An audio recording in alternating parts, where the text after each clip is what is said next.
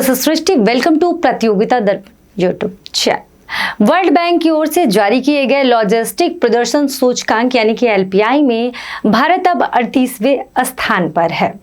भारत अब 6 पायदान ऊपर आ गया है। ये जानकारी वाणिज्य और उद्योग मंत्रालय ने दी है। चलिए इस वीडियो में इससे जुड़े तमाम पहलुओं पर चर्चा कर लेते हैं। विश्व बैंक द्वारा जारी लॉजिस्टिक प्रदर्शन सूचकांक यानी कि एलपीआई 2023 में 139 देशों के सूचकांक में भारत 38वें स्थान पर है। भारत 2018 में इस सूचकांक में 44वें स्थान पर था। भारत की रैंक में लगातार सुधार हुआ है। 2014 में जो भारत की रैंक थी वो 54 थी।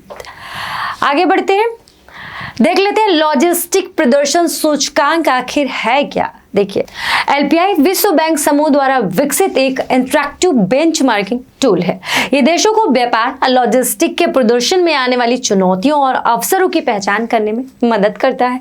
ये सप्लाई चेन को प्रभावी और लागत दक्ष बनाता है। लॉजिस्टिक की प्रभावशीलता का आकलन 6 कारकों के आधार पर किया जाता है। वीडियो में आगे बढ़ते हैं और जान लेते हैं कि भारत ने बेहतर एलपीआई हेतु क्या नीति अपनाई है। देखिए, पीएम गति शक्ति पहल अक्टूबर 2021 में सरकार ने पीएम गति शक्ति पहल की घोषणा की, जो मल्टी मॉडल कनेक्टिविटी हेतु एक राष्ट्रीय मास्टर प्लान है। इस पहल का उद्देश्य लॉजिस्टिक लागत को कम करना और वर्ष 2024-25 तक अर्थव्यवस्था को बढ़ावा देना है। मोदी सरकार ने 2022 में राष्ट्रीय लॉजिस्टिक्स नीति एनएलपी शुरू की थी। मोदी सरकार होगा यहाँ पे, जिसका मकसद तेजी से सामान पहुंचाना, परिवहन संबंधी चुनौतियों को खत्म करना, विनिर्माण क्षेत्र के लिए समय और धन को बचाना था। विश्व बैंक की रिपोर्ट में कहा गया कि आधुनिकीकरण और डिजिटलीकरण के कारण भारत का प्रदर्शन बेहतर हुआ है।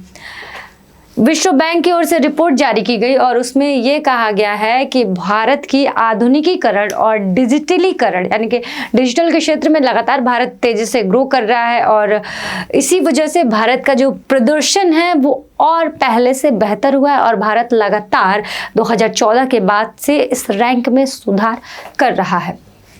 आगे बढ़ते हैं, लॉजिस्टिक प्रदर्शन सूचकांक से जुड़े कुछ प्रमुख बिंदुओं के बारे में बात कर लेते हैं। प्रमुख बिंदुओं पर चर्चा कर लेते हैं। देखिए, भारत का बेहतर लॉजिस्टिक इंफ्रास्ट्रक्चर देश की वैश्विक स्थिति का सबूत है।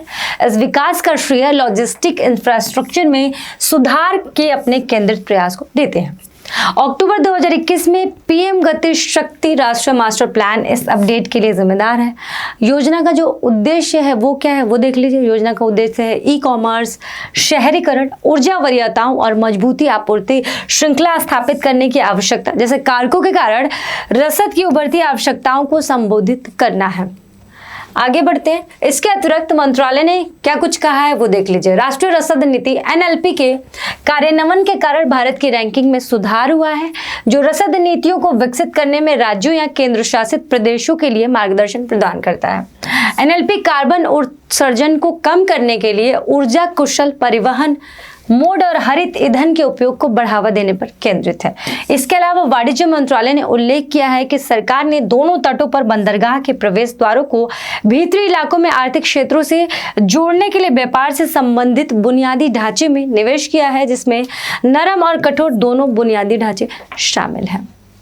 फिलहाल के लिए इस वीडियो में सिर्फ इतना ही। जानकारी अच्छी लगी हो तो कमेंट सेक्शन में हमें बता सकते हैं। साथ ही ऐसी ढेर सारी जानकारी के लिए हमारे चैनल को लाइक, शेयर, सब्सक्राइब करना ना भूलें। धन्यवाद।